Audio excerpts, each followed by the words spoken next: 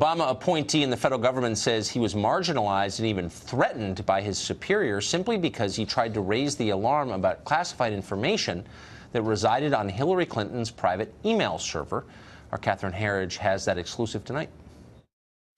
There was personal blowback to me, to my family, to my office.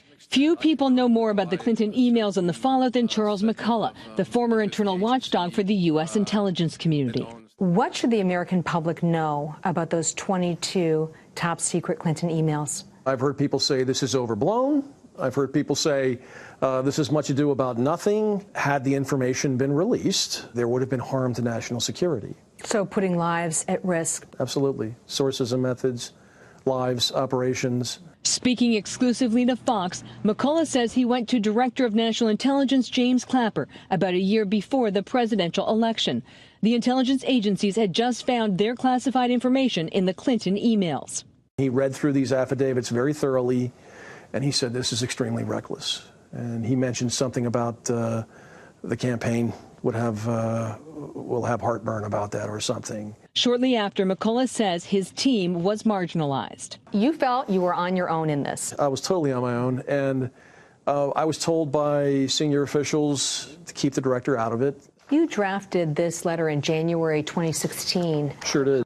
In the letter, McCullough told Congress that emails beyond top secret passed through the former Secretary of State's unsecured personal server. All of a sudden, I became a shill of the right. I was told by members of Congress, be careful, you're losing your credibility. There are people out to get you. By February 2016, Clinton campaign emails released via WikiLeaks suggest McCullough was a target.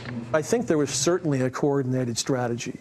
In fact, I not only think it, I think it very, very much so.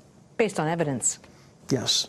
Even though the FBI email investigation was far from complete, the Clinton campaign nailed down its talking points. Was there an effort to deliberately mislead the public about the classified emails? Absolutely. There was an effort certainly on the part of the campaign to mislead people into thinking that there was nothing to see here. Frankly, the thing that disappointed me the most was the president saying, there's classified and then there's classified.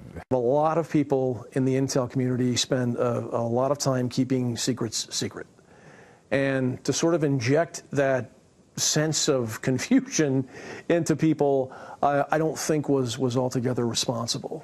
As Election Day approached, McCullough says the threats went further, singling him out and another senior government email investigator. You were given a warning? I was told that we would be the first two to be fired with her administration, that was definitely going to happen. Is that how it's supposed to be?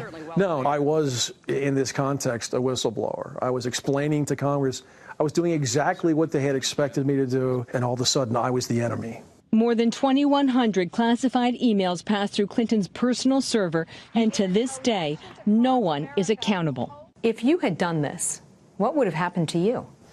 I'd be sitting in Leavenworth right now. Fox News asked a spokesman for the Clinton campaign, the office of a senior Senate Democrat, as well as the former director of national intelligence for comment, but there was no immediate response.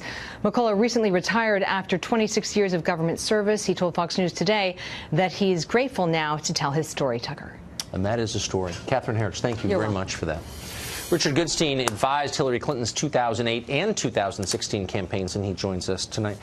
Richard, this isn't really a political story so much as it's a story about bad government, corruption. I mean, it's kind of a classic whistleblower story. Here's a guy who's a permanent government employee. He's the Inspector General. He's not some low-level character. And he finds wrongdoing. He brings it to light, and his job is threatened. I mean, that seems like something you want to get to the bottom of. So the predicate for your question, finding wrongdoing and so forth, let me tell you why I take issue with it. I will take serious issue the minute that you look into a real threat to national security, which is the president taking the Russian foreign minister and ambassador in the Oval Office, shooing out U.S. press, inviting in Russian press, and disclosing to them top secret information that did disclose where Israeli assets were dealing with Middle East agents. That's when I will take this whole thing seriously, because we know that happened.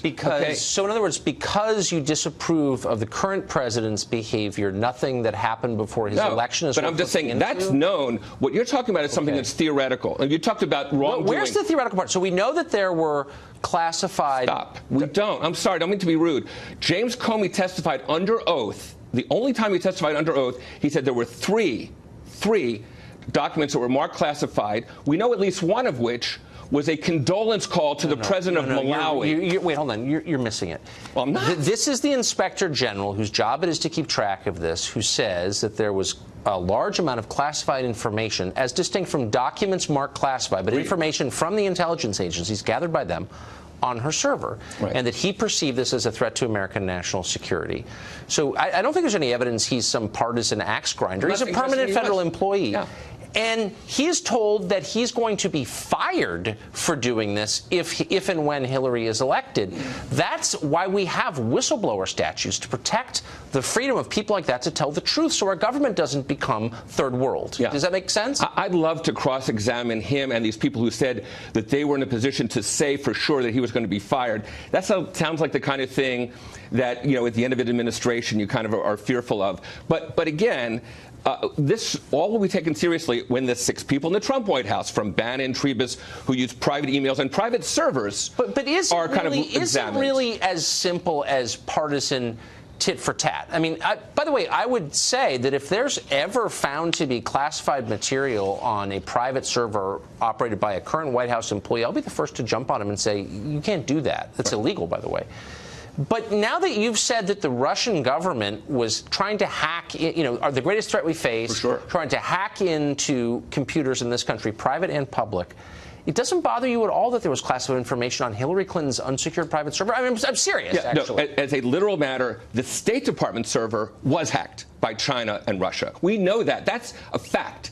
We actually have no evidence that Hillary Clinton's email server was hacked. The White House servers were hacked by the Chinese military. And I mean, this is really common. Shockingly, we have zero evidence that Hillary Clinton's server was hacked. I would say it's against the odds, but that's true. Okay, but I guess that's not the question I asked. We spent, you know, in the run-up to the election, months hearing from Democrats, it's not a big deal. What are you, right-wing crazy person? But now that she's lost and gone away and off her book tour, can we just admit kind of crazy behavior to put this kind of stuff, classified intelligence, on your private unsecured server? I mean, can we admit that? She didn't, quote, put anything on it, right? She was receiving emails from hundreds of states. She set up the server. I mean, come on, I don't want to relitigate this, but can't you just be honest and say, that was a big, like, what was that? And by the way, if you did that and you heard the IG say it, you'd be in jail. Yeah, I have a theory as to what it was, which traces back to, you know, how the Clintons had their private quarters kind of poured over during the 90s, but that's a different story. I have no basis for that. All I'm saying is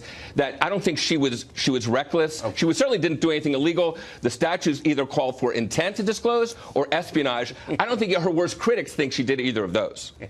Okay. I think we'd both be in jail if we did it. But thank you. My pleasure. Game attempt, as always.